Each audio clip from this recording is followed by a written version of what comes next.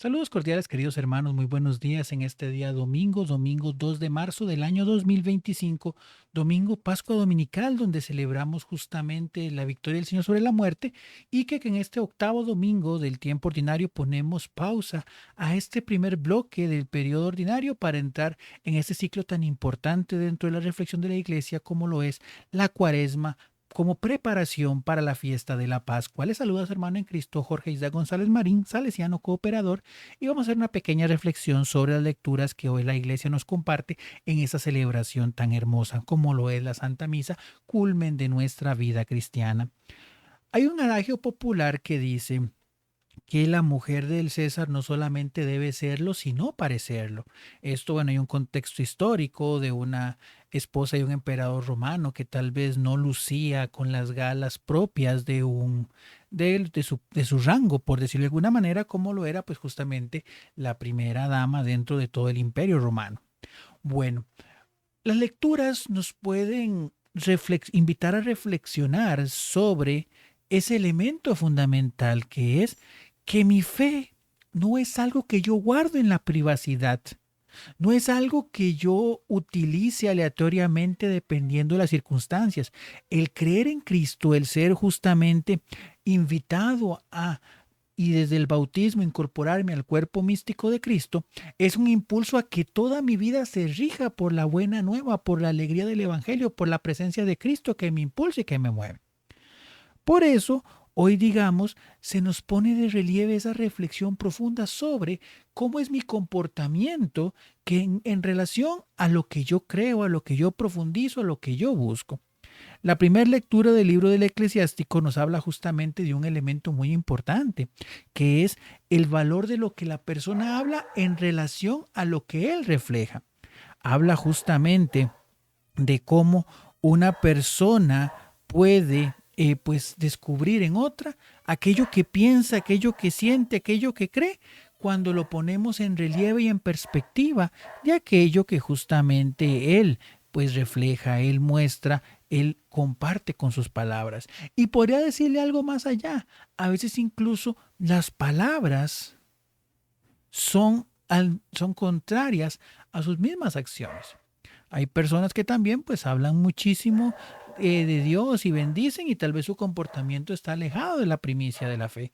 Pero también en este caso, reitero, más que entenderse o más que pensar justamente en esa referencia de la palabra, aquí el punto fundamental está en el sentido del testimonio, en el sentido de ver cuánto peso tiene Dios justamente en cada uno de nuestros momentos.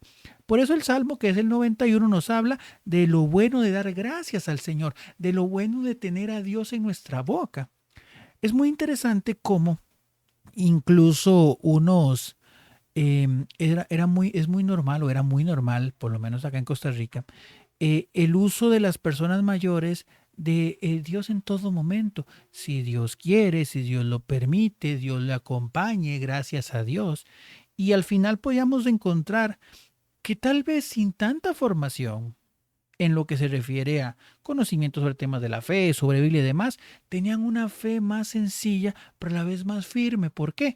Porque la presencia de Dios era cotidiana en cada una de sus realidades. Hoy hemos pues incluso distorsionado muchos de estos elementos y incluso pues hemos querido entrar en el juego de la dialéctica del mundo. Hoy decimos bendiciones, pero no decimos de quién. Hoy agradecemos al universo, a la tierra, a muchas otras cosas, pero hemos ido alejando. Y esto es muy grave, principalmente con todo el cariño y respeto lo digo, cuando se trata de personas creyentes. O sea, el universo es un ser creado, casi como nosotros. Agradecemos al creador del universo. Y ahí poco a poco con esa dialéctica, con esas cosas, hemos ido alejando a Dios de la realidad de la cotidianidad de nuestra vida.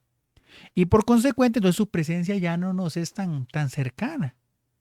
Y como consecuencia directa de eso, pues nuestra vida de fe no es tan profunda.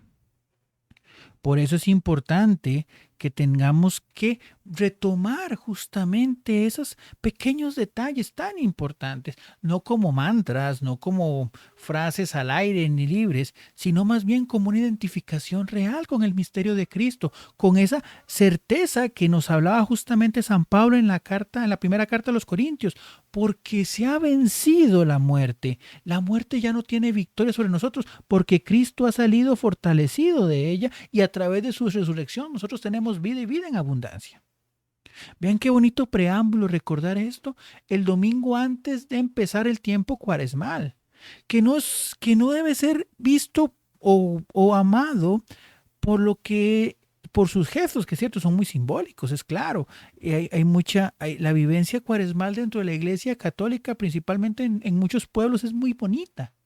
Peregrinaciones, vía crucis, actividades y demás. Pero esos no son medios, no, perdón, no son fines en sí mismos. La cuaresma es una preparación para recordar la victoria de Cristo sobre la muerte. Por eso tenemos que retomar esa parte, como decía en la primera frase, recordando aquel adagio, de no solamente decirnos cristianos, sino parecerlos. Que es cierto, vendrán cosas por encima, vendrán cosas por detrás, que digamos que obviamente que tendremos equivocaciones y muchas veces esas equivocaciones harán que se nos quiera pues limitar nuestra participación, que se nos saquen en cara cosas y demás, pero realmente es la manera en la que vive el cristiano, luchando contra sus propias caídas, luchando contra el pecado. Y por otro lado, con esto y para ir terminando, es importante que también nosotros tengamos paciencia con el proceso de cada uno de nuestros hermanos.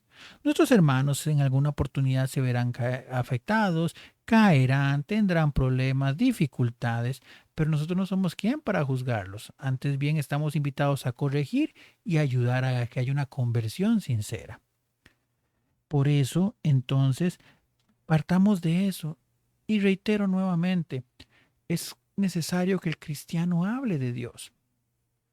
Es importante que retomemos esas bellas prácticas de poner a Dios en primer lugar en todo lo que hacemos, en agradecerle cuando las cosas están bien y en pedirle ayuda cuando están mal, en pedirle que acompañe de una manera, pues claramente Dios nos acompaña a cada uno de nosotros, pero también es una evangelización. Decir a una persona, Dios la acompañe significa, ten presente que Dios te acompaña en cada momento. Y de esa manera ir nuevamente evangelizando en los pequeños detalles, evangelizando en los pequeños gestos. Porque como lo dice la frase, una de las frases del Evangelio que tanto hemos recordado y es el título justamente que está ahorita aquí en el cintillo, de lo que rebosa el corazón sale la boca. A veces también podríamos, en contraposición a esa reflexión, poder decir, ¿por qué normalmente no hablamos de Dios?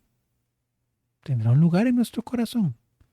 Que este domingo sea una oportunidad al encontrarnos con Él en su presencia real en la Santa Eucaristía como una oportunidad importante para poder encontrarnos con Él, para poder llenarnos de esa cercanía, de esa relación que nos mueva saliendo de la Eucaristía a hablar con entusiasmo de lo bien que Dios ha hecho por cada uno de nosotros.